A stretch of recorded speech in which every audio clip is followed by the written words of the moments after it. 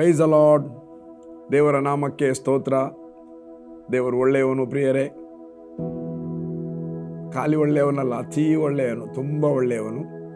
ಯಾವಾಗಲೂ ಒಳ್ಳೆಯದನ್ನೇ ಮಾಡುವ ಆತನು. ಯಾವಾಗಲೂ ಇದನ್ನು ಹೇಳ್ತಾನೇ ಇರಿ, ನನ್ನ ತಂದೆ ಒಳ್ಳೆಯವನು, ನನ್ನ ತಂದೆಯಾದ ದೇವರು ಒಳ್ಳೆಯವನು, ನನ್ನ ಕರ್ತನಾದ ಯೇಸು ಒಳ್ಳೆಯವನು, ಆತನ ಕೃಪೆಯು ಶಾಶ್ವತವಾದದ್ದು, ಆತನ ಕೃಪಾ ವರಗಳು ನಿಂತು ಹೋಗುವುದೇ ಇಲ್ಲ, ಅದು ದಿನೇ ದಿನೇ ಹೊಸತು ಆಗುತ್ತಲೇ ಇರುತ್ತವೆ. ಈ ದಿನ ಕರ್ತನಿಂದ ನೇಮಕವಾದ ದಿನವಾಗಿದೆ, ಶುಭ ದಿನವಾಗಿದೆ. ಈ ದಿನದಲ್ಲಿ ನಾವು ಹರ್ಷಿಸುವ, ಈ ದಿನದಲ್ಲಿ ನಾವು ಉಲ್ಲಾಸಿಸುವ. ದೇವರು ಬಹಳ ಒಳ್ಳೆಯವನು. ಈ ಒಂದು ಸಜೀವ ವಾಕ್ಯ ಕಾರ್ಯಕ್ರಮಕ್ಕಾಗಿ ನಿಮ್ಮನ್ನು ನಾನು ಸ್ವಾಗತಿಸುತ್ತೇನೆ. ಈ ಕಾರ್ಯಕ್ರಮವನ್ನು ಅನೇಕರು ನೀವು ವೀಕ್ಷಿಸ್ತಾ ಬಂದಿದ್ದೀರಿ. ಅನೇಕ ಜನರು ನನಗೆ ಫೋನ್ ಮಾಡಿದ್ದಾರೆ ಮತ್ತು ಕಮೆಂಟ್ಸ್ ಕೊಟ್ಟಿದ್ದಾರೆ. ಕಮೆಂಟ್ಸ್ಗಿಂತ ಬಹಳ ಮುಖ್ಯ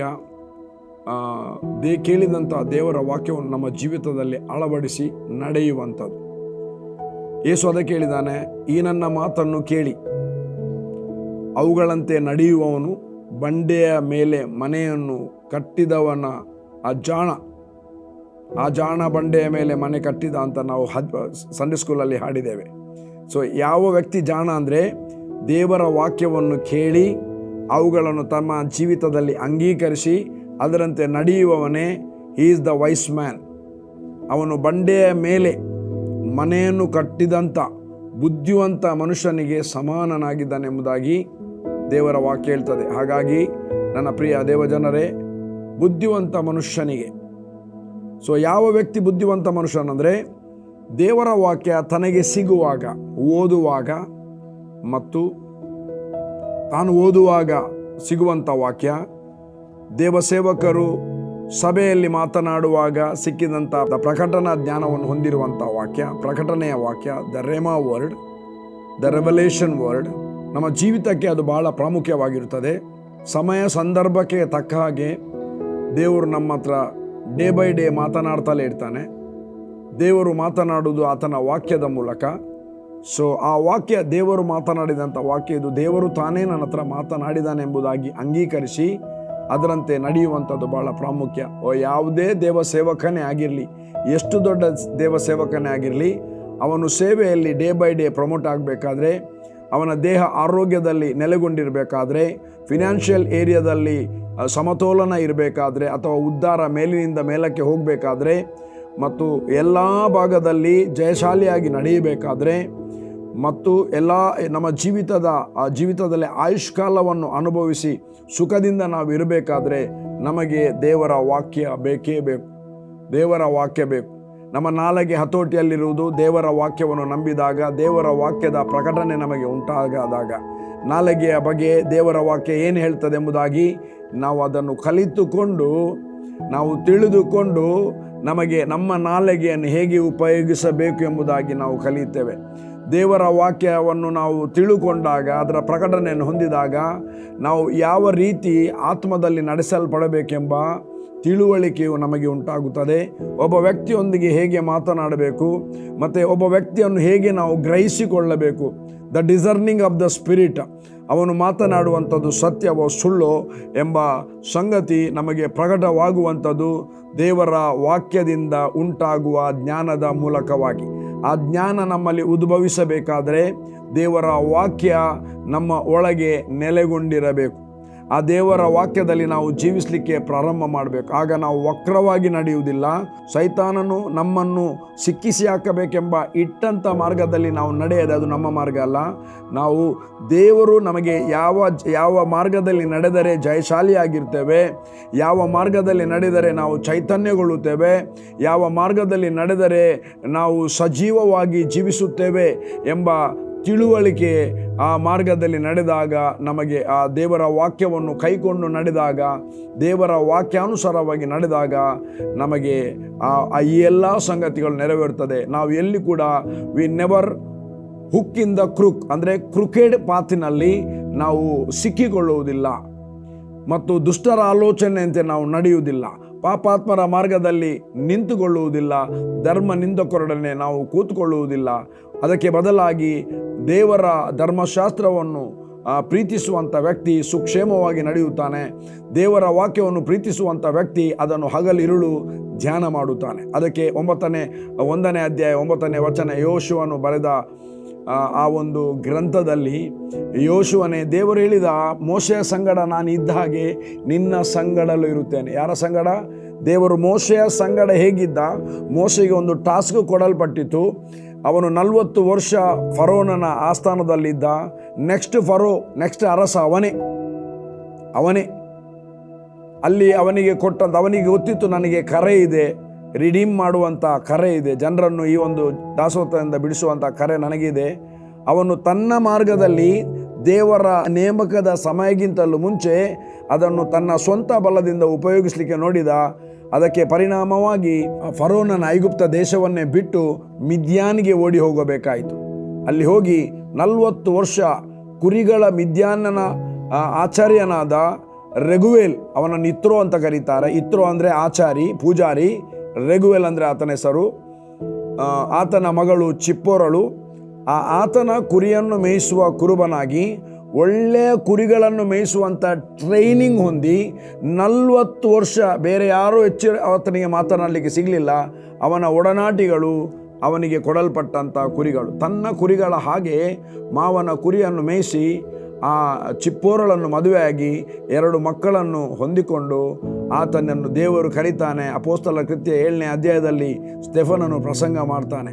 ಈಗ ಬಾ ಎಂಬುದಾಗಿ ದೇವರು ಆತನನ್ನು ಕರೀತಾನೆ. ಅದು ಅಪಾಯಿಂಟೆಡ್ ಟೈಮ್. ಈಗ ಬಾ ಅಂತ ದೇವರು ಕರೆಯುವಂಥದ್ದು, ಆವಾಗ ನಾವು ಸೇವೆ ಮಾಡುವಂಥದ್ದು.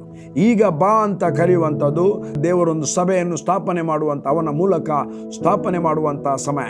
ಈಗ ಬಾ ಬಾ ಬಾ, ಈಗ ನಾನು ನಿನ್ನನ್ನು ಕಳಿಸ್ತೇನೆ ಬಾ ಅಂತ ಕರೆದ. ಈಗ ಬಾ ಅಂತ ಕರೆಯಿಲ್ಲ, ಈಗ ನಿನ್ನನ್ನು ನಾನು ಕಳಿಸ್ತೇನೆ ಬಾ, ನಿನ್ನ ಸಂಗಡ ನಾನು ಬರುತ್ತೇನೆ ಅಂತ ಹೇಳಿದ.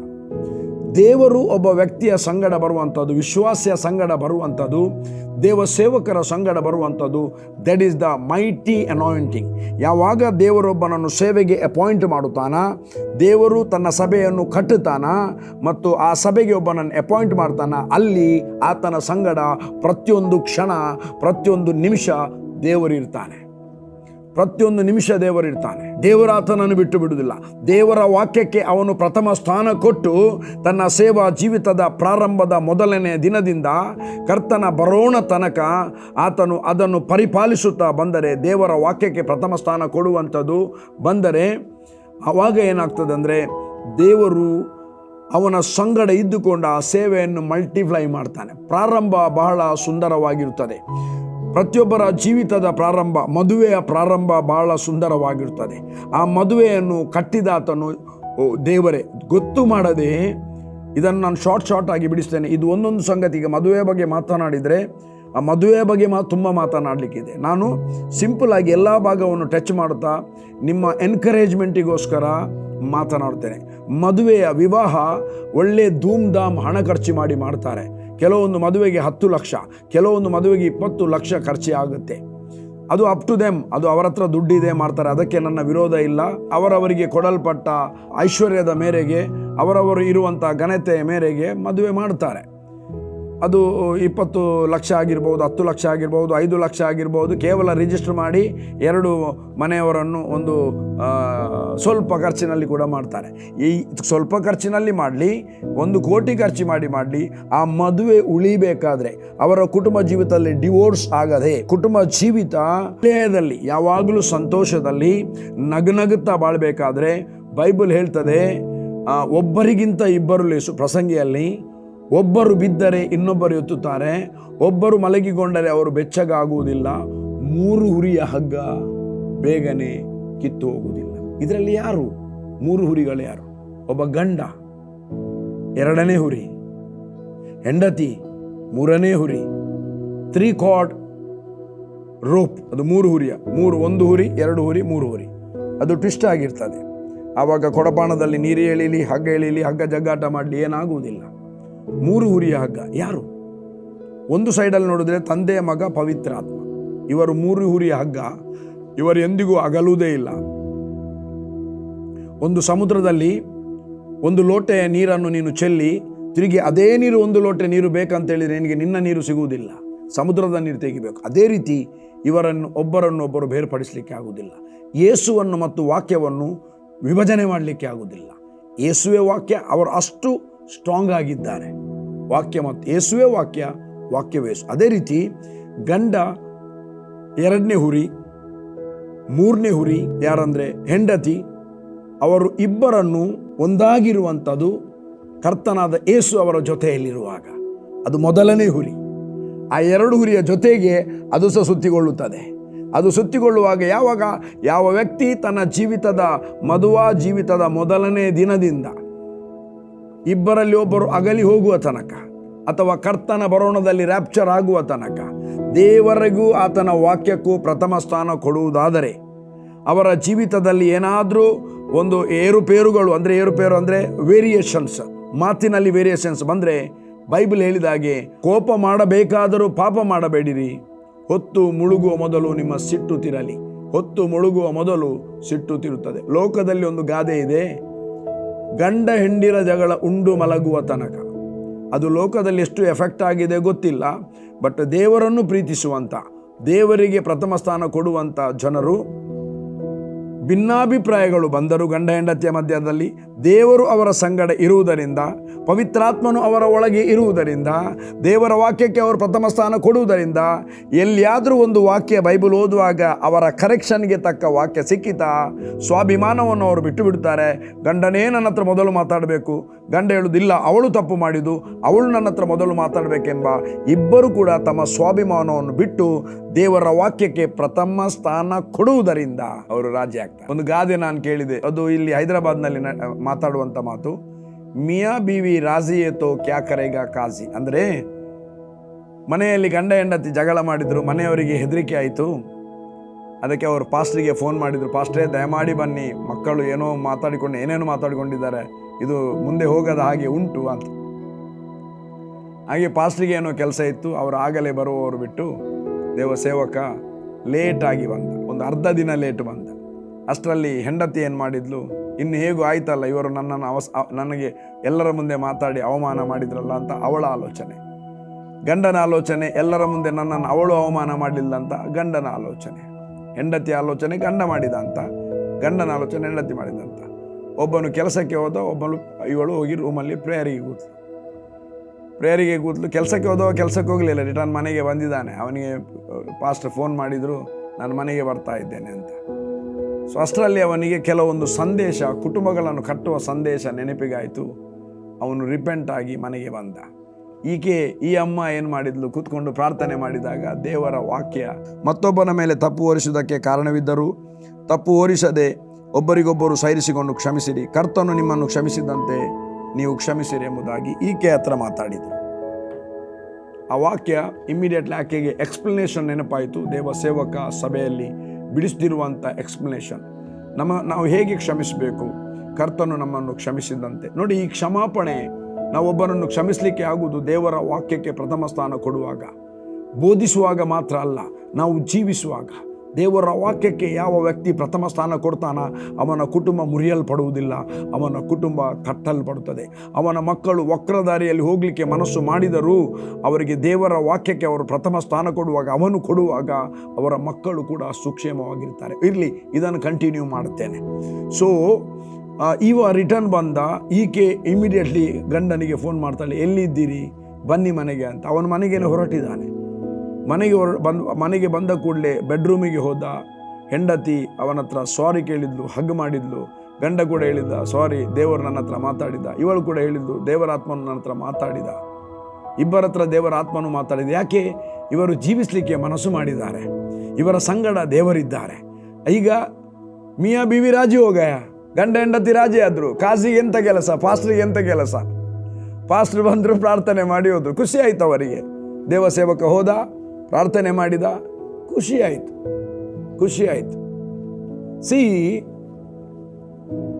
ದೇವರು ನಮಗೆ ಮಾಡಿದ ಉಪಕಾರಗಳನ್ನು ನಾವು ನೆನಪು ಮಾಡಿದರೆ ನಮ್ಮ ಜೀವಿತಗಳು ಬದಲಾಗುತ್ತದೆ, ನಮ್ಮ ಮನಸ್ಸು ಮಾರ್ಪಡುತ್ತದೆ. ಗಂಡ ಹೆಂಡತಿಯ ಮಧ್ಯದಲ್ಲಿ ಗಂಡನು ಹೆಂಡತಿಗೆ 100 ಒಳ್ಳೆಯ ಕೆಲಸ ಮಾಡಿರ್ತಾನೆ, ಹೆಂಡತಿ ಕೂಡ ಮಾಡಿರ್ತಾಳೆ. ಈಗ ಗಂಡ 100 ಒಳ್ಳೆಯ ಸಂಗತಿಗಳನ್ನು ಕೆಲಸವನ್ನು, ಒಳ್ಳೆಯ ಉಪಕಾರದ ಕೆಲಸ, 100 ಒಳ್ಳೆಯ ಕೆಲಸವನ್ನು ಮಾಡಿದಾಗ ಒಂದು ದಿನ ಒಂದು ತಪ್ಪಾಗುತ್ತೆ. ಒಂದು ತಪ್ಪು ಗಂಡನಲ್ಲಿ ಆಗುತ್ತೆ. ಒಂದು ತಪ್ಪು, ಅದೆಷ್ಟೇ ದೊಡ್ಡದಾಗಿರ್ಬೋದು ಸಣ್ಣದಾಗಿರ್ಬೋದು. ಇವ 100 ಒಳ್ಳೆಯದನ್ನು ಮಾಡಿ ಒಂದು ತಪ್ಪು, ಅದು ಸಹ ಯಾರೋ ಚಾಡಿ ಹೇಳಿ ಗೊತ್ತಾದದ್ದು. ಯಾರೋ ಚಾಡಿ. ಗಂಡ ಹೆಂಡತಿಯ ಮಧ್ಯದಲ್ಲಿ 3ನೇ ವ್ಯಕ್ತಿಯ ಚಾಡಿಗೆ ಅವಕಾಶ ಇರಬಾರ್ದು. ಗಂಡ ಹೆಂಡತಿಯರ ಮಧ್ಯದಲ್ಲಿ 3ನೇ ವ್ಯಕ್ತಿಯ ಚಾಡಿಗೆ ಅವಕಾಶ ಕೊಡಬಾರದು. ಒಂದನೇದು, ಗಂಡ ಹೆಂಡತಿಯನ್ನು ಟ್ರಸ್ಟ್ ಮಾಡುವಂಥದ್ದು, ಹೆಂಡತಿ ಗಂಡನನ್ನು ಟ್ರಸ್ಟ್ ಮಾಡುವಂಥದ್ದು. 3ನೇ ವ್ಯಕ್ತಿ ಎಂಟ್ರಾದ್ರ ಅದು ಬಹಳ ದೊಡ್ಡ ಗಲಿಬಿಲಿ. ಯಾವ ಏರಿಯಾದಾಗಲಿ 3ನೇ ವ್ಯಕ್ತಿಗೆ ಅವಕಾಶ ಹೆಂಡತಿ ಮತ್ತು ಗಂಡ ಮಾಡಿಕೊಡಬಾರ್ದು. ಮತ್ತು ಗಂಡ ಹೆಂಡತಿಯ ಪರ್ಸನಲ್ ಸಂಗತಿಗಳನ್ನು ಬೇರೆ ಎಷ್ಟೇ ನಿಮ್ಮ ಕ್ಲೋಸ್ ಫ್ರೆಂಡ್ ಇರ್ಬೋದು, ಬಿಲ್ಕುಲ್ ಶೇರ್ ಮಾಡಬೇಡಿ. ನೀವು ಗಂಡ ಹೆಂಡತಿಯೇ ಅದನ್ನು ಇಟ್ಟುಕೊಳ್ಳಿ, ಬಿಲ್ಕುಲ್ ಶೇರ್ ಮಾಡಬೇಡಿ. ಶೇರ್ ಮಾಡಲಿಕ್ಕಿದ ನಿಮ್ಮ ಒಳ್ಳೆ ಬೆಸ್ಟ್ ಫ್ರೆಂಡ್, ಅಬ್ರಾಹ್ಮನಿಗೆ ಒಬ್ಬ ಬೆಸ್ಟ್ ಫ್ರೆಂಡ್ ಇದ್ದ, ದೇವರು. ದೇವರು ಅಬ್ರಾಹ್ಮನ ಬೆಸ್ಟ್ ಫ್ರೆಂಡ್ ಅಲ್ಲ, ಅಬ್ರಹಾಮನು ದೇವರ ಬೆಸ್ಟ್ ಫ್ರೆಂಡ್, ಒಳ್ಳೆಯ ಸ್ನೇಹಿತ. ಹಾಗಾಗಿ ನಮ್ಮ ತಂದೆ ನಮ್ಮ ಬೆಸ್ಟ್ ಫ್ರೆಂಡ್, ಆತನ ಹತ್ರ ನಾವು ಶೇರ್ ಮಾಡುವ, ಕೂತ್ಕೊಂಡು ಪ್ರೇಯರ್ ಮಾಡಿ. ನಿಮ್ಮ ಪರಿಹಾರ ಆಗದೆ, ದೇವರ ವಾಕ್ಯದ ಮೂಲಕವಾಗಿ ಪರಿಹಾರ ಆಗದೇ ಇರುವ ಒಂದೇ ಒಂದು ಸಮಸ್ಯೆ ಇಲ್ಲ. ಯಾಕೆ ನಿಮಗೆ ಒಂದು ಚಿಕ್ಕ ಕೆಲಸ, ಒಂದು ಕಂಪ್ಲೇಂಟ್ ದೊಡ್ಡದಾಗಿ ಕಾಣ್ತದಂದರೆ, ನಾವು ಏನು ಮಾಡ್ತೇವೆ, ನಾನಾದರೂ ಸರಿ ಏನು ಮಾಡ್ತೇವೆ ಅಂದರೆ, ಆ ಒಂದು ಸಣ್ಣ ತಪ್ಪನ್ನು ಇಡೀ ದಿನ ಮೆಡಿಟೇಟ್ ಮಾಡ್ತೇವೆ. ಆ ಒಂದು ಸಣ್ಣ ಚಿಕ್ಕ ಕಣ್ಣಿನ ಒಂದು ಚಿಕ್ಕ ಕಲ್ಲು, ಒಂದು ಸೋಡದ ಬಾಟ್ಲ್ನ ಒಳಗಿರುವಂಥ ಗೋಳಿಯಷ್ಟು ಸಣ್ಣ ಸಮಸ್ಯೆ ಅಥವಾ ಸಣ್ಣ ತಪ್ಪನ್ನು ನಾವು ಮೆಡಿಟೇಟ್ ಮಾಡಿ ಅದನ್ನು ದೊಡ್ಡದು ಮಾಡ್ತೇವೆ. ನಿಮ್ಮ ಮಕ್ಕಳ ವಿಷಯದಲ್ಲಿ ಯಾರಾದರೂ ಕಂಪ್ಲೇಂಟ್ ಕೊಟ್ಟ ಕೂಡಲೇ ಏನಾದರೂ ಮಿಸ್ಗೈಡ್ ಆದದ್ದು, ಅದನ್ನು ತೆಗೆದುಕೊಳ್ಳಿ. ಮೊದಲು ಅದಕ್ಕೆ ಪ್ರಾರ್ಥನೆ ಮಾಡಿ. ಫಸ್ಟ್ ನೀವು ಅಪ್ಸೆಟ್ ಆಗುವುದಕ್ಕಿಂತ ಮುಂಚೆ ನೀವು ಪ್ರೇಯರ್ ಮಾಡಿ. ನೀವು ಅವರು ಹೇಳಿದ್ದನ್ನು ಕೇಳಿದಾಗ, ಅಯ್ಯೋ ಅವರು ನಮ್ಮ ಹತ್ರ ಬಂದು ಹೇಳಿದ್ದಾರೆ, ಇನ್ನು ಎಷ್ಟು ಮಂದಿಗೆ ಗೊತ್ತಾಯ್ತೇನಾ, ನನ್ನ ಮರ್ಯಾದೆ ಎಷ್ಟು ಹೋಗ್ತದೆ, ಅಯ್ಯೋ ನಿನ್ನ ಮರ್ಯಾದೆಗಿಂತ ದೇವರ ಮರ್ಯಾದೆ ಹರಾಜಾಗ್ತಾ ಇದೆ, ನೀನು ದೇವರ ಮಗ, ಸೈತಾನನ್ನು ತಾಟಿ ಬರ್ತಾ ಇದ್ದಾನೆ ನಮ್ಮ ಮಕ್ಕಳು ಮತ್ತು ನಾವು ತಪ್ಪು ಮಾಡಿದಾಗ. ಬಹಳ ಖುಷಿ. ದೇವರ ಮಕ್ಕಳು ಹೇಗೆ ಈ ಲೋಕದಲ್ಲಿ ಒಬ್ಬ ಮನೆ ಹತ್ರದವರು ಒಬ್ಬರ ಹತ್ರ ವೈರಿಯಾಗಿರುವಾಗ, ಅವನ ಮಕ್ಕಳು ತಪ್ಪು ಕೆಲಸ ಮಾಡಿ ಕುಡಿದು ತೋಡಿನಲ್ಲಿ ಬಿದ್ದಾಗ ಆ ಮನೆಯಲ್ಲಿ ತಾಟಿ ಬೊಟ್ಟುತ್ತಾರೋ, ಸಂತೋಷ ಪಡ್ತಾರೋ. ಅವರಿಗೆ ಗೊತ್ತಿಲ್ಲ ಇವತ್ತು ನಾನು ತಾಟಿ ಬೊಟ್ಟಿದ್ದರೆ ನನ್ನ ಮಕ್ಕಳ ವಿಷಯ ಇನ್ನೊಬ್ಬ ಚಪ್ಪಾಳಿ ತಟ್ತಾನೆ ಅಂತ. ಅದಕ್ಕೆ ನಾವು ಮೊದಲು ಆಲೋಚನೆ ಬರುವುದು, ಅಯ್ಯೋ ಅವರೇನು ಹೇಳ್ತಾರೆ, ಇವರೇನು ಹೇಳ್ತಾರೆ. ನನಗೆ ಮತ್ತು ನಿಮಗೆ ದೇವರು ಮಕ್ಕಳನ್ನು ಕೊಟ್ಟದ್ದು ಅವರ ಹತ್ರ ಮತ್ತು ಇವರ ಹತ್ರ ಕೇಳಿ ಅಲ್ಲ, ನನ್ನನ್ನು ಮತ್ತು ನಿನ್ನನ್ನು ಪ್ರೀತಿಸಿ, ನಮ್ಮನ್ನು ಮತ್ತು ನಿಮ್ಮನ್ನು ಪ್ರೀತಿಸಿ ದೇವರು ನಿಮಗೆ ಆತನ ಸಂತಾನವನ್ನು ಬಹುಮಾನವಾಗಿ ಕೊಟ್ಟಿದ್ದಾರೆ. ಅದಕ್ಕೆ ಮಲಾಕಿಯಲ್ಲಿ ಹೇಳ್ತದೆ, ದೇವವರವಾದ ಸಂತಾನವನ್ನು ಹಾರೈಸಿ ದೇವರು ನಮಗೆ ಒಬ್ಬನನ್ನು ಗಂಡ ಹೆಂಡತಿಯನ್ನಾಗಿ ಮಾಡಿದ್ದು ಎಂಬುದಾಗಿ. ದೇವವರವಾದ, ಯಾವಾಗಲೂ ನಿಮ್ಮ ಮಕ್ಕಳನ್ನು ನೀವು ನೋಡುವಾಗ ಅವರು ದೇವರ ವರ, ದೇವರು ನಮಗೆ ಕೊಟ್ಟಿರುವ ಗಿಫ್ಟ್ ಅಂದರೆ ಅದುವರೆಗೆ ಆತನ ಕೈಯಲ್ಲಿತ್ತು, ಈಗ ಅದನ್ನು ಜೋಪಾನವಾಗಿ ನೋಡಲಿಕ್ಕೆ ದೇವರು ನಮಗೆ ಕೊಟ್ಟಿದ್ದಾನೆ. 2ನೇ ಅಧ್ಯಾಯ, ಮಲಾಕಿ 2ನೇ ಅಧ್ಯಾಯ 14ನೇ ವಚನದಿಂದ ಓದ್ತೇನೆ. ನಿನಗೂ ನಿನ್ನ ಯೌವನದ ಹೆಂಡತಿಗೂ ಆದ ಒಡಂಬಡಿಕೆಗೆ ಯೆಹೋವನೇ ಸಾಕ್ಷಿಯಾಗಿದ್ದಾನಲ್ಲ, ನಿನ್ನ ಸಹಚಾರಿಣಿಯು ನಿನ್ನ ಒಡಂಬಡಿಕೆಯ ಪತ್ನಿಯೂ ಆದ ಆಕೆಗೆ ದ್ರೋಹ ಮಾಡಿದ್ದಿ. ಇದು ಡಿವೋರ್ಸ್ ಬಗ್ಗೆ ಮಾತನಾಡುವಂಥದ್ದು. ಪರಮಾತ್ಮಾಂಶನಾದ ಯಾವನು ಹೀಗೆ ಮಾಡಲಿಲ್ಲ. ಅಂದರೆ ಪರಮಾತ್ಮನಿಗೆ ವಶವಾದ ವ್ಯಕ್ತಿ, ಪರಮಾತ್ಮನಿಂದ ನೇಮಿಸಲ್ಪಟ್ಟ ವ್ಯಕ್ತಿ, ಪರಮಾತ್ಮನಿಂದ ಹುಟ್ಟಿದಂಥ ವ್ಯಕ್ತಿ ಯಾವನು ಹೀಗೆ ಮಾಡಲಿಲ್ಲ. ಆ ಪ್ರಸಿದ್ಧನೊಬ್ಬನು ಏಕೆ ಇಂಥ ಕೃತ್ಯ ಮಾಡಿದನು ಅಂದರೆ, ಯೌವನದ ಪತ್ನಿಗೆ ಡಿವೋರ್ಸ್ ಕೊಡಬೇಡಿ ಅಂತ ಹೇಳಿ ಇದೆಲ್ಲ ಮಾತಾಡೋದು. ಅದು 10ನೇ ವಚನದಿಂದ ಓದಿಕೊಳ್ಳಿ. ಇಂಥ ಕೃತ್ಯ ಮಾಡಿದನು. ದೇವರು ಒಬ್ಬ ವ್ಯಕ್ತಿಗೆ ತನ್ನ ಮಡದಿಯನ್ನು ಕೊಟ್ಟದ್ದು, ದೇವರು ತನ್ನ ಮಕ್ಕಳಿಗೆ ಅವರನ್ನು ಒಡಂಬಡಿಕೆ, ಪತ್ನಿ ಮತ್ತು ಅವನಿಗೆ ಒಡಂಬಡಿಕೆ ಮಾಡಿದ್ದು ಯಾಕೆ ಅಂದರೆ, ದೇವರ ವರವಾದ ಸಂತಾನವನ್ನು ಹಾರೈಸಿಯೇ. ಹೀಗಿರಲು ನಿಮ್ಮ ಆತ್ಮವನ್ನು ಎಚ್ಚರಿಕೆಯಿಂದ ನೋಡಲಿ, ಯಾವನು ತನ್ನ ಯೌವನದ ಪತ್ನಿಗೆ ದ್ರೋಹ ಮಾಡದೇ ಇರಲಿ. ನಾವು ದ್ರೋಹ ಮಾಡಲಿಕ್ಕೆ ಇರುವುದಲ್ಲ, ಖಂಡಿತವಾಗಿ ಈ ಭಾಗದಲ್ಲಿ ನಾನು ಕೂಡ ಬಹಳವಾಗಿ ಎಚ್ಚರಿಕೆಯಿಂದ ಇದ್ದೇನೆ, ಯಾವಾಗಲೂ ಇರುತ್ತೇನೆ. ಇದು ಬಹಳ ಸ್ಪಷ್ಟವಾಗಿ ಹೇಳ್ತದೆ. ಹಾಗಾಗಿ ನಮಗೆ ಮತ್ತು ನಿಮಗೆ ದೇವರು ಮಕ್ಕಳನ್ನು ಕೊಟ್ಟದ್ದು ಯಾರ ಹತ್ರ ಕೇಳಲಿಲ್ಲ, ಸಭಾ ಪಾಲಕನ ಹತ್ರ ಸಹ ಕೂಡ ಕೇಳಲಿಲ್ಲ, ನಿಮ್ಮ ಅಜ್ಜ ಅಜ್ಜಿ ಅಂದಿ ಹತ್ರ ಕೇಳಲಿಲ್ಲ, ನಿಮ್ಮ ಬಾಸ್ ನಿಮಗೆ ಸಹಾಯ ಮಾಡಿದಂಥ ವ್ಯಕ್ತಿಯಿಂದ ಕೇಳಲಿಲ್ಲ. ದೇವರು ನಿಮ್ಮನ್ನು ಪ್ರೀತಿ ಮಾಡಿದ್ದಾನೆ, ದೇವರಿಗೆ ನೀವು ಬೇಕು, ನಿಮ್ಮನ್ನು ಟ್ರಸ್ಟ್ ಮಾಡಿದ್ದಾನೆ. ನಾನು ಅವರಿಗೆ ಕೊಡುವಂಥ ವರವನ್ನು ಅವರು ಚೆನ್ನಾಗಿ ನೋಡಿಕೊಳ್ತಾರೆ ಎಂಬ ಟ್ರಸ್ಟಿನಿಂದ, ನಂಬಿಕೆಯಿಂದ, ವಿಶ್ವಾಸದಿಂದ ನಮ್ಮ ಮೇಲೆ ವಿಶ್ವಾಸ ಮಾಡಿ ದೇವರು ನಮಗೆ ನಮ್ಮ ಮಕ್ಕಳಾಗುವ ಸೌಭಾಗ್ಯವನ್ನು ಕೊಟ್ಟಿದ್ದಾನೆ, ಸಂತಾನವನ್ನು ಕೊಟ್ಟಿದ್ದಾನೆ. ಯಾಕೆ? ಆತನಿಗೋಸ್ಕರ ನಾವು ಬೆಳೆಸಿ ಸಿದ್ಧ ಮಾಡುವುದಕ್ಕೆ. ನಾವು ಇನ್ನೊಬ್ಬರ ಮಕ್ಕಳು ಹಾಳಾಗುವಾಗ ನಾವು ಸಂತೋಷ ಪಡುವುದಲ್ಲ, ಅವರಿಗೋಸ್ಕರ ನಾವು ಪ್ರಾರ್ಥನೆ ಮಾಡುವಾಗ ನಮ್ಮ ಮಕ್ಕಳನ್ನು ನಾವು ಕಟ್ಟುತ್ತೇವೆ. ಇನ್ನೊಬ್ಬರ ಮಕ್ಕಳು, ಸಭೆಯಲ್ಲಿ ಇನ್ನೊಬ್ಬರ ಮಕ್ಕಳು ಮಿಸ್ಟೇಕ್ ಮಾಡಿದಾಗ ನಮ್ಮ ಮಕ್ಕಳನ್ನು ಡಿಫೆಂಡ್ ಮಾಡಲಿಕ್ಕೋಸ್ಕರ ಯಾರ ಹತ್ರ ಉದಯವಾಣಿ ನ್ಯೂಸಿನಲ್ಲಿ ಸ್ಪ್ರೆಡ್ ಮಾಡಿದಾಗೆ ಮಾಡುವುದಲ್ಲ, ಅದು ನಮ್ಮ ಮಕ್ಕಳನ್ನು ಕಟ್ಟುವುದಿಲ್ಲ. ನಾನು ಯಾವಾಗಲೂ ನಮ್ಮ ಸಭೆಯಲ್ಲಿ, ನನಗೆ ಬೇರೆ ಮಕ್ಕಳದು ಗೊತ್ತಾಗುವುದಿಲ್ಲ, ನಮ್ಮ ಸಭೆಯಲ್ಲಿ ನಮ್ಮ ಮಕ್ಕಳು ಯಾರಾದರೂ ತಪ್ಪು ಮಾಡ್ತಾರಂತ ಗೊತ್ತಾದ ಕೂಡಲೇ ಇಮ್ಮಿಡಿಯೇಟ್ಲಿ ಅವರಿಗೋಸ್ಕರ ಪ್ರೇಯರ್ ಮಾಡ್ತೇನೆ. ಯಾಕೆ? ಅದರ ಲಾಭ ಏನೆಂಬುದಾಗಿ ನನಗೆ ಗೊತ್ತಿದೆ, ಅದರ ಬೆನಿಫಿಟ್ ಏನೆಂದು ಗೊತ್ತಿದೆ. ನಾನು ಅವರ ಮಕ್ಕಳಿಗೆ ಪ್ರೇಯರ್ ಮಾಡುವಾಗ ಅನ್ನೋವಿಂಗ್ಲಿ ನಾನು ನನ್ನ ಮಕ್ಕಳನ್ನು ಕಟ್ಟುತ್ತೇನೆ. ನೋಡಿ, ಮಕ್ಕಳಿಗೆ ಒಂದು ವಯಸ್ಸಿದೆ, ಆ ವಯಸ್ಸಿನಲ್ಲಿ ತಾಯಿಯಾದವಳು ಅವರೊಟ್ಟಿಗೆ ಫ್ರೆಂಡ್ಲಿ ಆಗಿದ್ದುಕೊಂಡು ದೇವರ ಮೌಲ್ಯಗಳನ್ನು ಅವರಿಗೆ ತಿಳಿಸಬೇಕು. ನಾವು ಹೇಳುವುದಲ್ಲ, ಮಗ ನಾನು ದೇವರ ಸೇವಕ, ನೀನು ಹೀಗೆ ಮಾಡಿದರೆ ನಿನ್ನ ಅಪ್ಪನಿಗೆ ಅವಮಾನ ಆಗ್ತದೆ ಅಂತ ಹೇಳಿದರೆ, ಓ ನನಗೆ ಅವಮಾನ ಆಗ್ಬೋದು. ಈಗಿನ ಮಕ್ಕಳು ನನಗೆ ಅಪ್ಪನಿಗೆ ಅವಮಾನ ಆಗಬೇಕಂದ್ರೆ ನಾನು ಫ್ರೀಡಮಲ್ಲಿ ಇರಲಿಕ್ಕಿಲ್ಲ ಅಂತ ಆಲೋಚನೆ ಅವರಿಗೆ ದುಷ್ಟನ ಹುಟ್ಟಿಸ್ತಾನೆ. ಇವತ್ತು ನಮ್ಮ ಮಕ್ಕಳು ದುಷ್ಟನ ಆಲೋಚನೆಯಂತೆ ನಡೆಯದೆ, ಅವರು ಪಾಪಾತ್ಮರ ಮಾರ್ಗದಲ್ಲಿ ನಿಂತುಕೊಳ್ಳದೆ, ಧರ್ಮ ನಿಂದಕೊಡನೆ ಕೂತುಕೊಳ್ಳದೆ, ಯೆಹೋವನ ಧರ್ಮಶಾಸ್ತ್ರ ದೇವರ ವಾಕ್ಯದಲ್ಲಿ ಹಗಲಿರುಳು ಅವರು ಧ್ಯಾನ ಮಾಡಬೇಕಾದ್ರೆ ಮೊದಲು ನಾವು ಅವರ ಮುಂದೆ ದೇವರ ವಾಕ್ಯವನ್ನು ಹಿಡಿದು ಯಥಾರ್ಥವಾಗಿ ಧ್ಯಾನ ಮಾಡುವಂಥದ್ದು ನೋಡಬೇಕು. ನಮ್ಮ ಮನೆಯಲ್ಲಿ ಕೂತ್ಕೊಂಡು ಫೋನಿನಲ್ಲಿ ಆಗಲಿ, ಹೆಂಡತಿಯೊಂದಾಗಲಿ ಇನ್ನೊಬ್ಬರ ಮಕ್ಕಳ ಅಂಗಿಯನ್ನು ಬಿಚ್ಚುವಂಥ ಕೆಲಸ ಮಾಡಬಾರ್ದು. ಆ ಮಕ್ಕಳು ಇನ್ನೋಸೆಂಟ್ ಮಕ್ಕಳು ಇನ್ನೊಬ್ಬರ ಮಕ್ಕಳನ್ನು ಹೇಗೆ ನೋಡ್ತಾರೆ ಅಂದರೆ ದೇವದೂತರನ್ನು ನೋಡಿದಾಗೆ ನೋಡ್ತಾರೆ. ಅವರ ಮಾನವನ್ನು ನಮ್ಮ ಮನೆಯಲ್ಲಿ ಹರಾಜು ಮಾಡಿದರೆ ಈ ಮಕ್ಕಳಿಗೆ ಎನಿಸ್ತಾರೆ ಇದೆಲ್ಲ ಸುಮ್ಮನೆ ಸುಳ್ಳು, ಈ ಎಲ್ಲ ಬೋಧನೆ ಸುಳ್ಳು.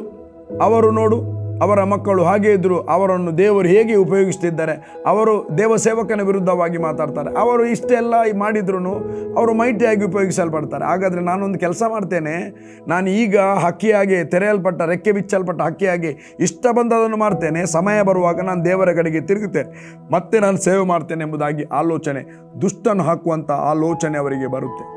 ಅದಕ್ಕೆ ನನ್ನ ಪ್ರಿಯ ದೇವಜನರೇ, ತುಂಬ ಮಾತಾಡಲಿಕ್ಕಿದೆ, ನೆಕ್ಸ್ಟ್ ಕಂಟಿನ್ಯೂ ಮಾಡ್ತೇನೆ.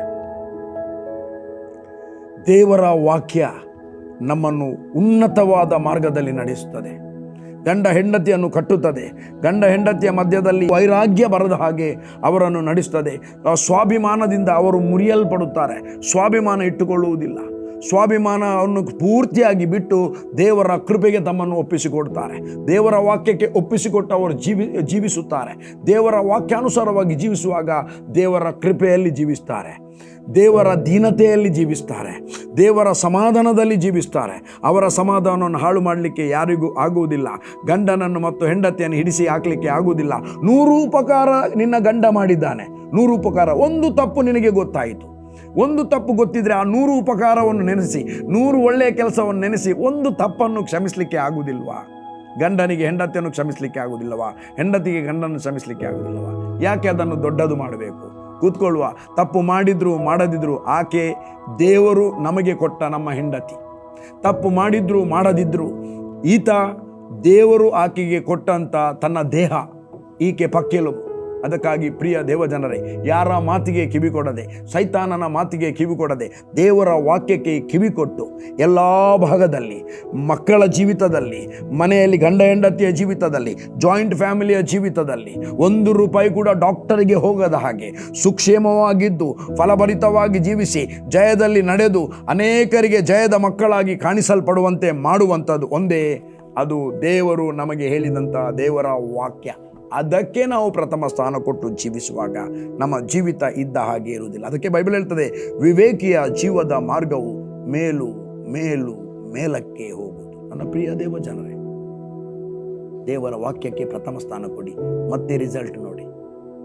ಇವತ್ತು ಅನೇಕ ಅಡ್ವರ್ಟೈಸ್ಮೆಂಟ್ ನೋಡ್ತೀರಿ. ಒಮ್ಮೆ ಇಲ್ಲಿಗೆ ಬನ್ನಿ, ಜ್ಯೋತಿಷಿ ಹೇಳ್ತಾನೆ ನಿಮ್ಮ ಎಲ್ಲದಕ್ಕೆ ಪರಿಹಾರ. ಎಲ್ಲಿ ಪರಿಹಾರ ಇಲ್ಲ, ಪರಿಹಾರ ಕರ್ತನಲ್ಲಿ, ಇದರಲ್ಲಿ ದೇವರ ವಾಕ್ಯದಲ್ಲಿ ಮಾತ್ರ ಪರಿಹಾರ. Come on, let us pray. Thank you lord. ತಂದೆಯಾದ ದೇವರೇ, ನಿನ್ನ ಘನವುಳ್ಳ ನಾಮಕ್ಕೆ ನಾನು ಸ್ತೋತ್ರವನ್ನು ಸಲ್ಲಿಸುತ್ತೇನೆ ಸ್ವಾಮಿ. ನೀನು ಒಳ್ಳೆಯವನು, ನೀನು ಒಳ್ಳೆಯದನ್ನೇ ಮಾಡುವಾತನು. ಕರ್ತನೆ, ನಿನ್ನ ವಾಕ್ಯಕ್ಕೆ ಪ್ರಥಮ ಸ್ಥಾನ ಕೊಟ್ಟು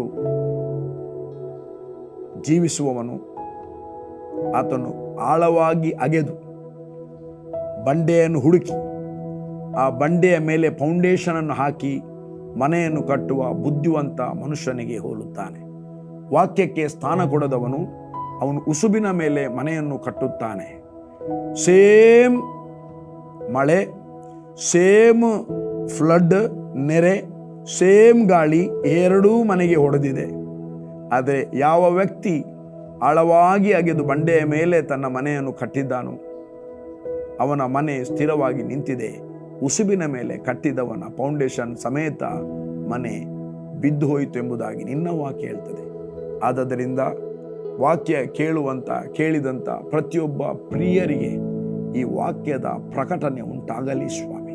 ಇಂದಿನಿಂದ ಸಭೆ, ಕುಟುಂಬ, ಮಕ್ಕಳು ನಿನ್ನ ವಾಕ್ಯಕ್ಕೆ ಪ್ರಥಮ ಸ್ಥಾನ ಕೊಟ್ಟವರಾಗಿ ನಡೆಸಲ್ಪಡಲಿ ಎಂಬುದಾಗಿ ಪ್ರಾರ್ಥಿಸುತ್ತೇನೆ. ಯಾರಿಗೂ ಭಯಪಡದೆ, ಯಾರಿಗೂ ಹೆದರದೆ, ತಮ್ಮ ಮಕ್ಕಳನ್ನು ಸಲಹದೆ, ಕರ್ತನೆ ನಿನಗೆ ಭಯಭಕ್ತಿಯುಳ್ಳವರಾಗಿ ತಮ್ಮ ಮಕ್ಕಳನ್ನು ಪರಾಂಬರಿಸಲಿ ಎಂಬುದಾಗಿ ಪ್ರಾರ್ಥಿಸುತ್ತೇನೆ. ತಂದೆ, ಎಂಟೈರ್ ಕುಟುಂಬವನ್ನು ನಿನ್ನ ಕರಗಳಿಗೆ ಒಪ್ಪಿಸಿಕೊಡುತ್ತೇನೆ ಯೇಸುವಿನ ನಾಮದಲ್ಲಿ ತಂದೆ, ಆಮೆನ್.